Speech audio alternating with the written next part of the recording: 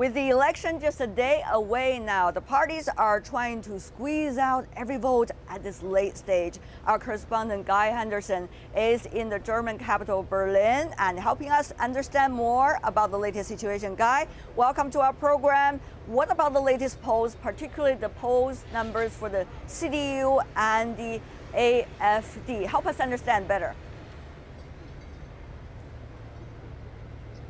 Be one of the big stories emerging from this election. The alternative for Germany, far-right anti-immigration party that does, according to the polls, look set to enter parliament after election day.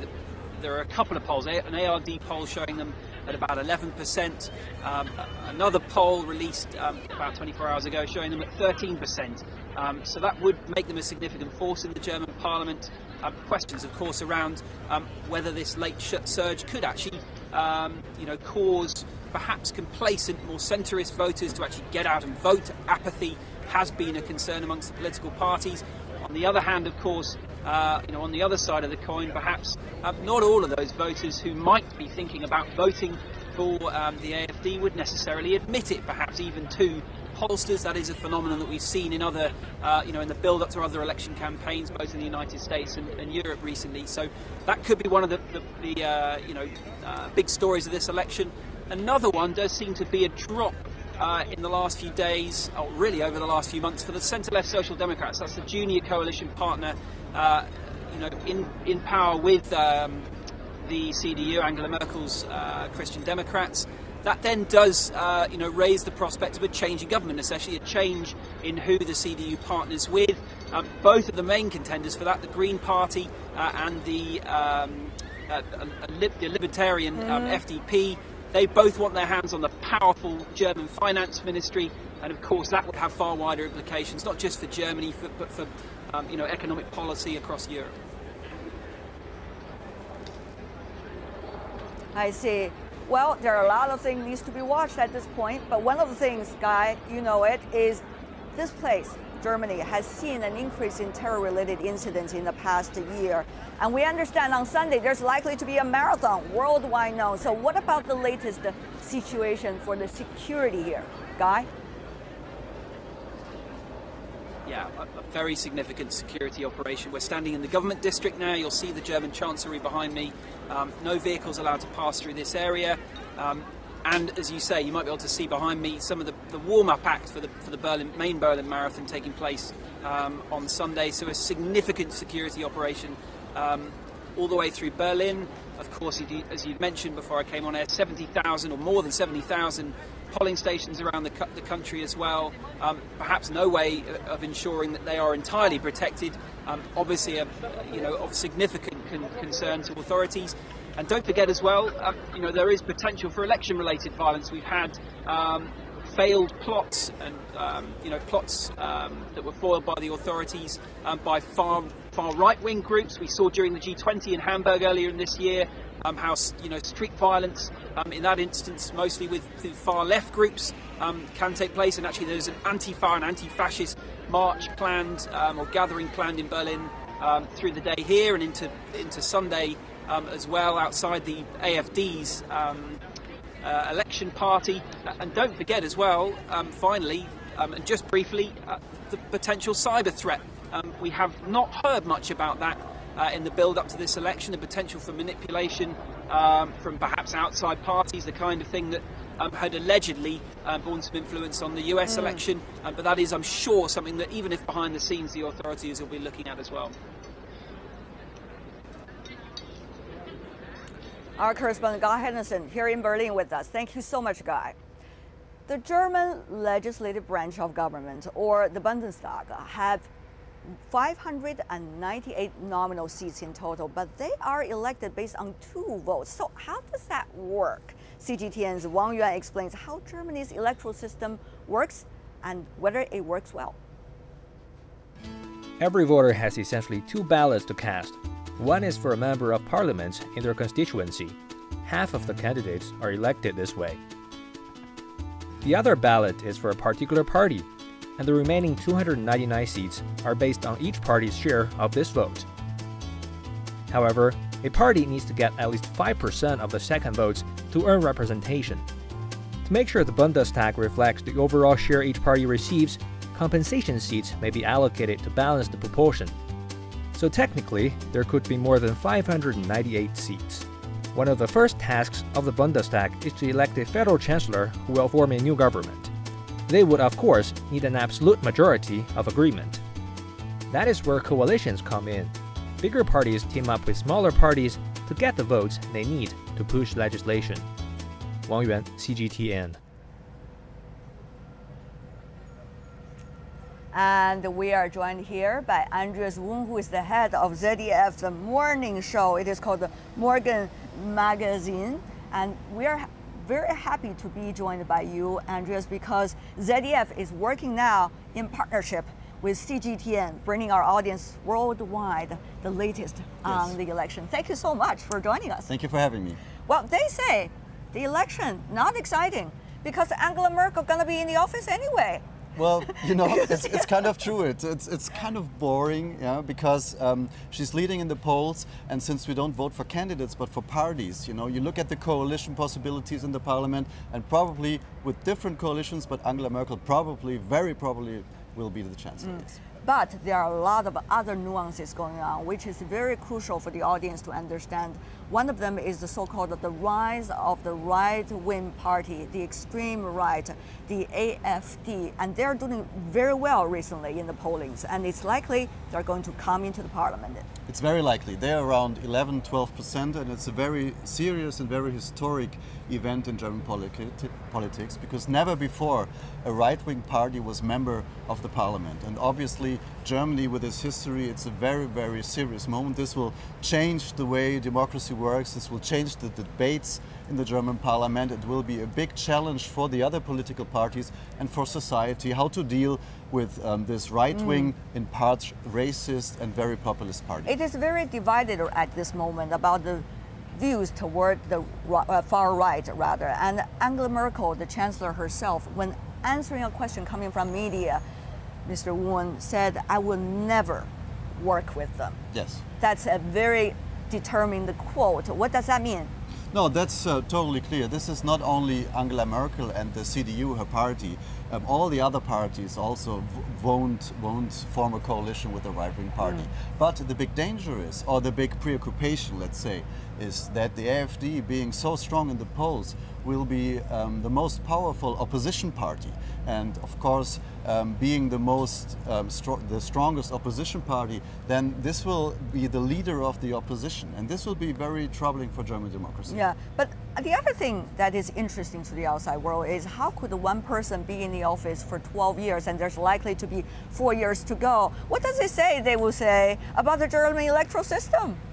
Well, I guess German voters like continuity, and not like in other countries where the terms are limited, 2 terms most of the countries.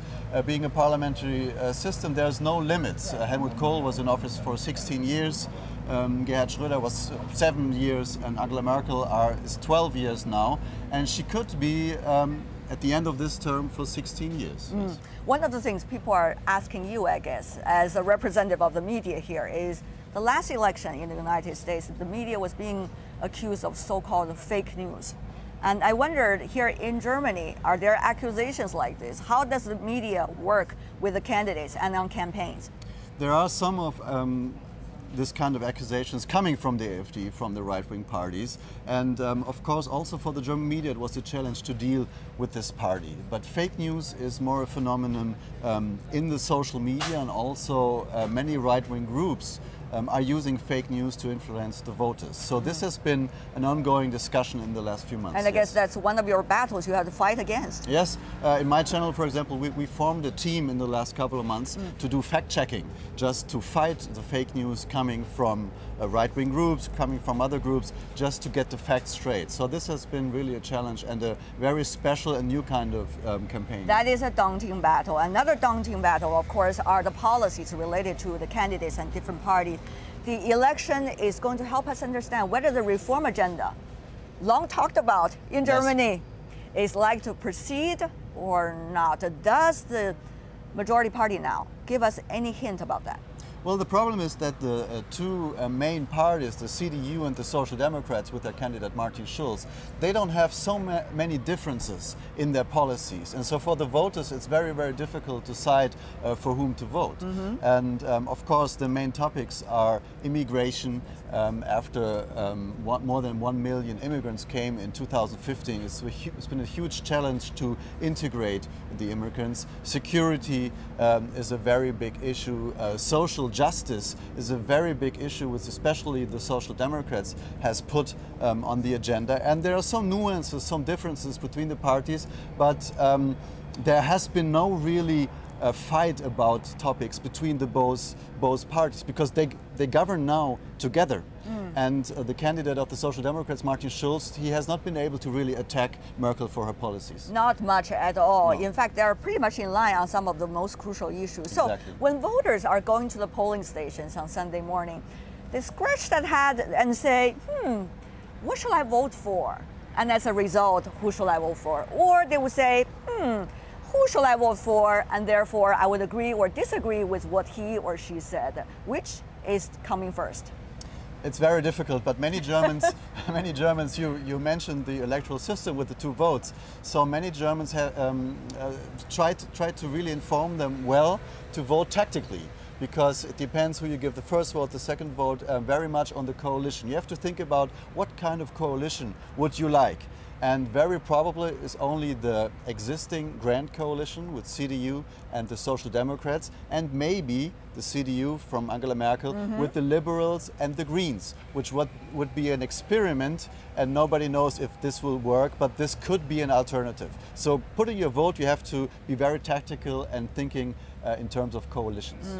The coalition is still the biggest question mark, Yes. I guess, hanging there. Is there any hint coming from parties that would help us understand which one is likely to go with which eventually? Well, the big question is if the Social Democrats will join the Grand Coalition again with Angela Merkel, or they will go into the opposition.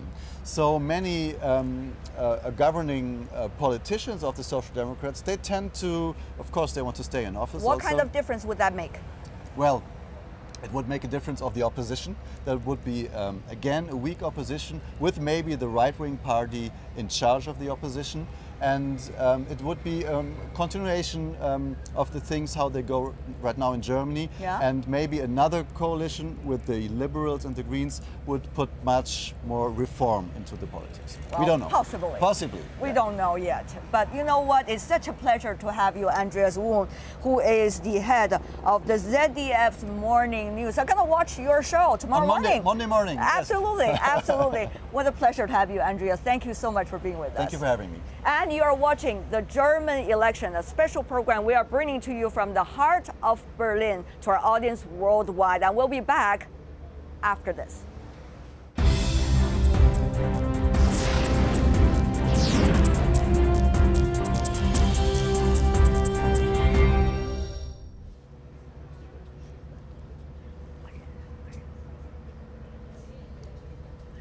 Merkel's Christian Democratic Union doesn't stand for elections in the southern states of Bavaria. Instead, its sister party, the Christian Social Union, operates there, and the two parties form a single group in the federal parliament. But last year, the state was a hotbed of discontent with Merkel over her handling of the refugee issue, and the Christian Social Union government of Bavaria seemed to be in open revolt against the chancellor. On the eve of the federal election, are the two parties now on the same page again? To discuss that, let's cross live to my colleague Natalie Carney in the Bavarian state capital over there. Natalie, welcome to the program. What do you make of the latest development? A major source of far right-wing opposition to Merkel last year. What about this time? Yes, well, it's very true. The CDU and the CSU, the Christian Socialist Union, which runs Bavaria, have very much been, campaigning together in federal elections. But back in 2015, when the refugee crisis hit Germany, and particularly Bavaria, which really sees itself as sort of being the front line in that crisis, as more than 1.3 million people streamed into the country, most of them from neighboring Austria, those two countries did hit loggerheads, so much so that the head of the CSU CSU publicly humiliated Angela Merkel and even threatened to sue the federal government if they did not stop the influx of people into the country. So there's been a lot of sort of repairs to be made between the two parties, going forward. They've seemed to so far been able to bury the hatchet, so to speak, but the CSU is still very, very determined to put sort of a quota on those immigrants coming into the country, something that Angela Merkel is having a more difficult time to digest. So there still are hurdles going forward between the two. However, if you look at the Bavarian population, the CSU is still polling very, very high at 47%. So, I mean, I think it's a given that there's going to be still a lot of support here for the CSU and the CDU going into elections on Sunday. Chancellor Angela Merkel, so much so, in fact, even chose Munich and Bavaria for her last campaign rally over the last week. And she was here in Munich last night, in fact, addressing the public here, trying to sort of pull in those last minute votes before Sunday's election. Right.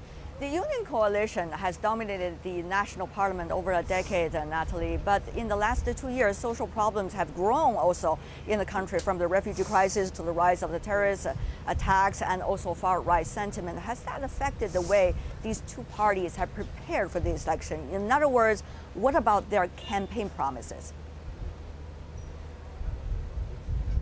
Well, we're not going to see much difference in the CDU, so much so Merkel's campaign has been very much, you know what you're going to get with me, so to speak. I mean, I heard one journalist refer to her as a comfy pair of pants. She's been in power here for over 12 years. She's taken the country through incredible successes over the years and through some very, very bumpy patches, including the refugee crisis, which she has adjusted her policy in that regard to better suit the common consensus of the people here. So I don't think we're going to see much change from the CDU in regards to this sort of growing right-wing sentiment or more conservative politics asked of the government. Where I think we are going to see some of that come to fruition is maybe within these coalition talks. As your guest rightly mentioned, right now we've got this grand coalition, which leaves the opposition somewhat weak.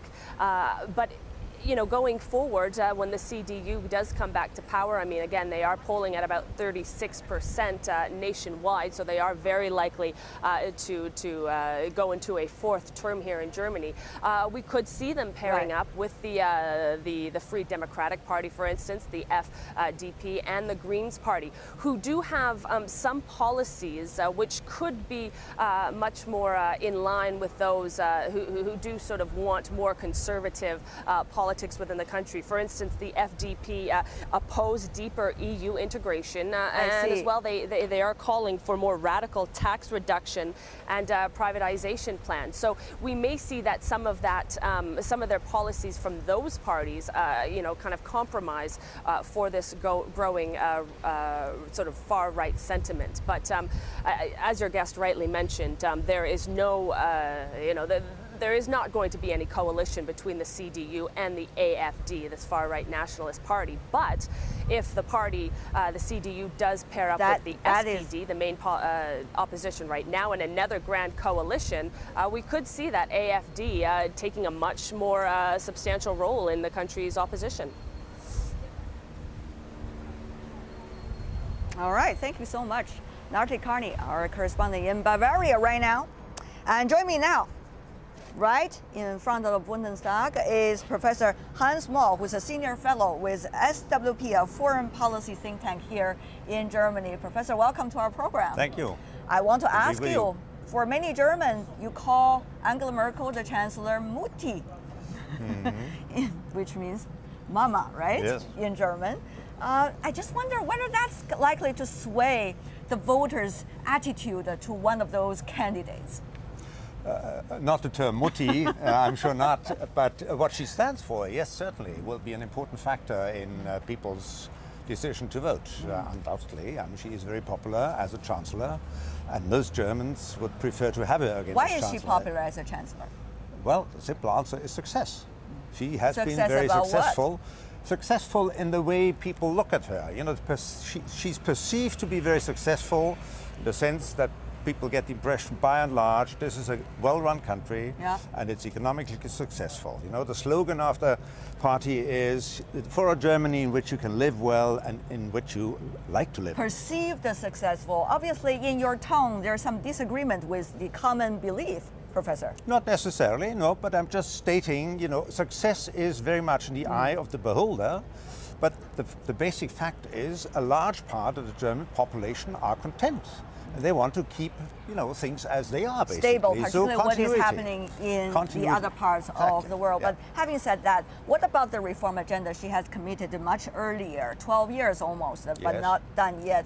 And what about the immigration issue? Is that going to hurt her lightly, at least? We do not know at this point. What do you think? It did hurt her some in the past. In last year, you could see that the support for the Chancellor is fragile. Has she recovered? Yes. For now, she has recovered, and the issue of immigration has receded into the background. Now, and overlaid by the overall sense of this is a successful country, and by and large, people are satisfied with the situation as it is. That could change again. Yeah. The major issue really is she has been very successful, and she has been good at managing Germany in the sense of what people expect. But what about her in Europe? What about her with the rest of the world, the interactions? Today we have already heard the DPRK, another so-called earthquake, likely another test. But you know, how is Germany represented by Angela Merkel on the international stage? Are Germans satisfied with that? For example, you? Yes, again they are, but I think the issue you're alluding to is the kind of job, is the kind of success Angela Merkel stands for and has been responsible for in the past, is it going to be sufficient for the future? My personal view on that is no. I mean, I would have liked to see more done to secure the future in the past. I think this government, this future government, will have to change, will have to face a number of important challenges. And you know what, Professor, we only have 40 seconds left. I want to ask you very directly. You know, she's already got 12 years. If she got another 4 years as a result of this parliamentary election, will she be able to go all the way? She is not afraid of hurting anyone. She's not afraid of pushing any agenda anymore. Will that happen? That could happen. I think it's not her temperament, but what makes me optimistic is that we have a very interesting constellation now with Emmanuel Macron as the president of France and Angela Merkel as a likely future chancellor in Germany. And the two together could be a very interesting political tandem. Professor Hans Maull from the SWP, that's a think tank based here in Germany. What a pleasure to have you join us. Are you going to vote tomorrow? I have voted already. Oh, right. 1/4, they say, of Germans already cast their vote, whether through absentee ballots or through letters. But we're going to see what's happened on Sunday. And we're going to bring you the latest polls, the polling station numbers, the results and analysis, and even debates about what is going on here in the German election. And with that, we're coming to the end of this half-an-hour special program coming from the center of Berlin.